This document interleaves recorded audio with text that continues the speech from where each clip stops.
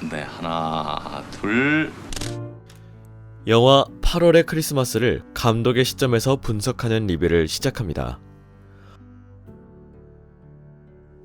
허 감독은 인간의 가장 원초적이고 본질적인 문제, 즉 사랑과 죽음이란 주제를 갖고 수수께끼 같은 인생의 문제를 풀어보려는 의도를 갖고 남자 주인공을 시한부로 여자 주인공은 명랑쾌활하게 그리고 사진이란 매개체를 장착해서 아주 강렬하고도 애절한 추억이 담긴 멜로물을 만들려고 한 것 같습니다. 그러면 먼저 왜 8월의 크리스마스란 제목을 붙였을까요? 한여름의 크리스마스란 말은 서로 맞지 않는 모순된 말이죠. 8월의 더위만큼이나 힘들 줄만 알았던 시한부 주인공에게 크리스마스 같은 러브 스토리를 만들어서 더없이 아름답게 주인공의 문제를 풀어보려는 감독의 의도 속에서 주인공 정원은 삶을 마감해가는 하루하루는 힘겹고 암울한 회색빛으로 지질하게 그려집니다. 그런데 그런 정원에게 우연처럼 사랑이 다가옵니다. 바로 주차 요원 다림입니다. 처음 시작은 마치 노랫말처럼 스쳐 지나가는 타인처럼 흩어지는 바람인 줄 알았는데 필름을 인화해주고 사진도 찍어주면서 가까워져서 데이트도 하고 팔짱을 끼는 것도 자연스러워질 정도로 사랑에 빠져듭니다. 죽음을 앞둔 30대 남자의 마음과 감정이 뒤흔들립니다. 다림 역시 마찬가지겠죠?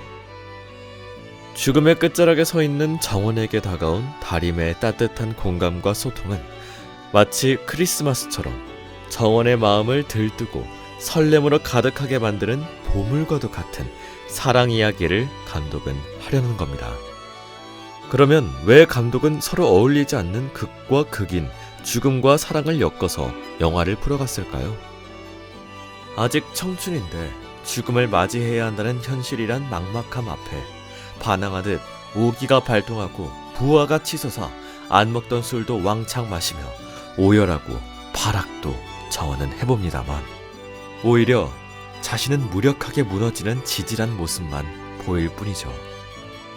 절벽처럼 뚝 끊기고 모든 게 사라지고 나 또한 모든 것으로부터 사라지고 마는 죽음이란 단순 명백한 현실의 벽 앞에 선 정원이 얼마나 불안과 허무와 공포가 압박되어 도돌이표처럼 무한 반복되었겠습니까? 그야말로 전쟁이겠죠.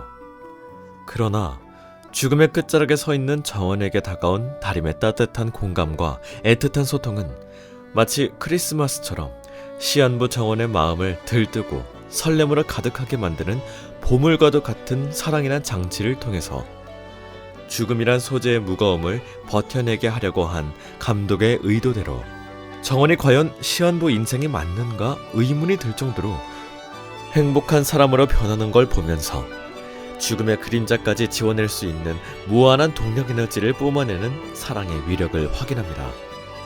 사랑은 공감이고 이해이며 호의와 애틋함 그리고 상대를 보완하고 채워주며 데워놓는 마술 같은 능력이 깃들어 있음에 놀라지 아니할 수 없습니다. 누군가와 사랑을 주고받는다는 사실은 애틋함과 그리움이 쌓이고 남들에겐 힘든 것도 전혀 힘들지 않을 자긍심을 축적할 정도의 파워를 갖게 된 정원이 자신의 병을 다림에게 말하지 않은 것도 사랑이 가지고 있는 애고라는 공고한 벽을 깨고 조건 없이 상대의 약점, 허물까지 받아들이고 책임지는 긍휼함까지 갖추고 있는 사랑의 속성 때문이라는 거죠.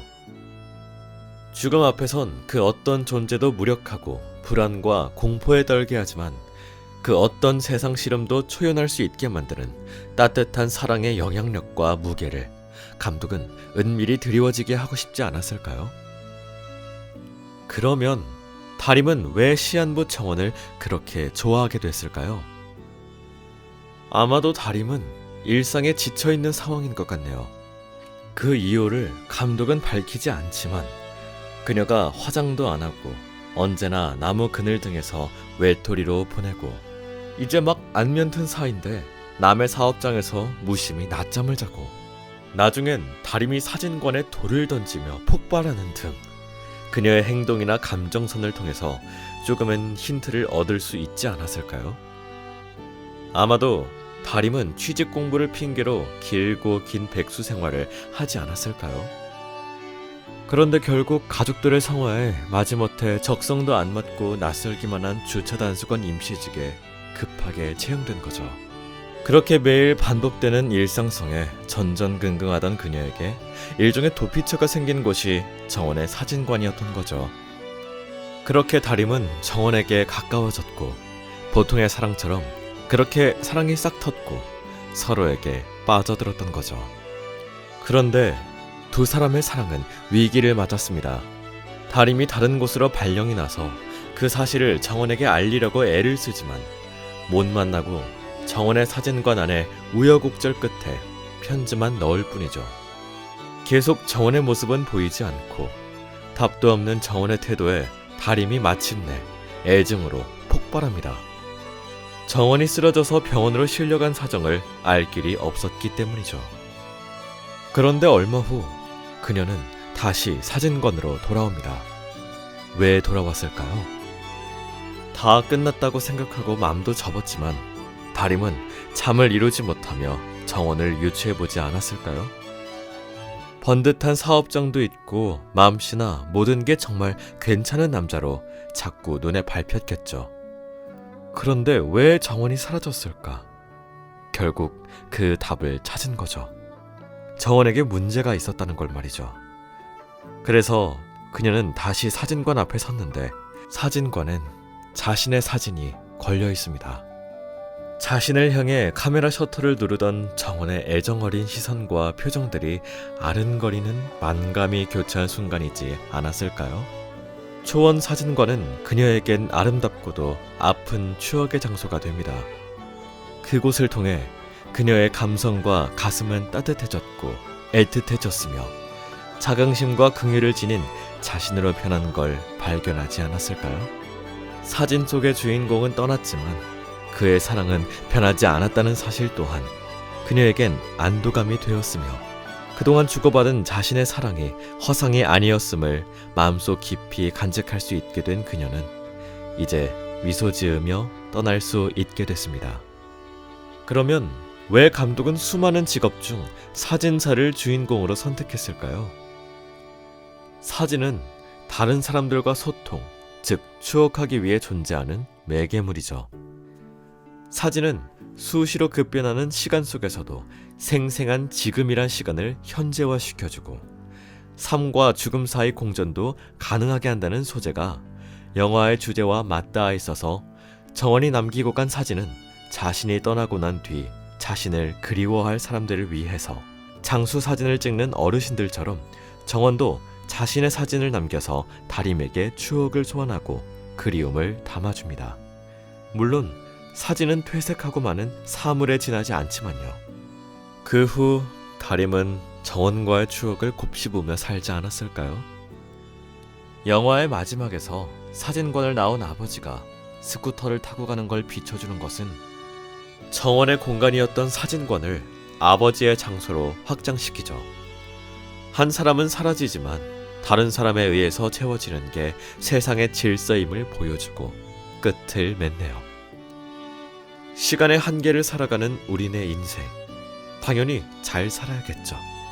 우리의 삶도 사랑도 언젠가는 추억의 사진첩처럼 바뀔 테니까요. 세상엔 유의적이고 실용적 가치 계산으로 이기적이게 변질되고 많은 위태한 사랑이 있죠. 그런데 또 다른 사랑, 명확히 표명될 수 없는 순수하고 애틋하고 정과 그리움에 사무친 느낌적인 사랑이지만 모든 걸 초월하여 힐링을 주는 그런 사랑도 있음을 영화란 콘텐츠를 통해서 감독은 말하고 싶은 게 아니었을까요? 죽음 앞에 무력한 자신의 신세를 큰 소리로 토해내지 못하고 이불을 뒤집어 쓰고 처절하게 널브러져 오는 아들 정원에게 차마 다가가지도 못하고 문 뒤에서 바라볼 수밖에 없는 아버지의 사랑처럼 말이죠. 물론 죽음을 앞둔 정원이 자신이 없을 때 비디오조차 켜지 못하는 늙으신 아버지에게 비디오를 켜는 법을 알려주던 중 아버지를 앞서가야 하는 자신의 불효를 자각하며 북받쳐 오른 감정으로 스스로에게 짜증내는 그런 사랑. 자신이 곧 죽을 걸 알기에 유리창 밖에 사랑하는 그녀를 보고도 말 한마디 못하고 애틋하게 바라만 보다가 죽음을 맞이하는 그런 사랑 말이죠. 이상 영화 8월의 크리스마스였습니다.